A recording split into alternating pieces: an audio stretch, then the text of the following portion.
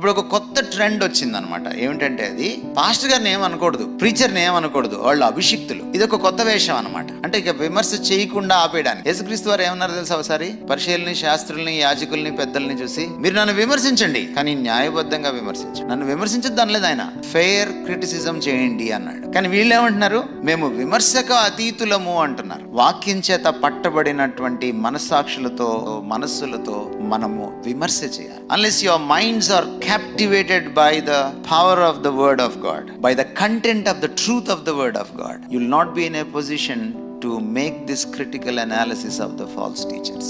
ప్రతి ఆత్మను వివేచించండి. ఎందుకంటే ప్రతి ఆత్మ పరిశుద్ధాత్మ కాదు, అది పరాయి ఆత్మ.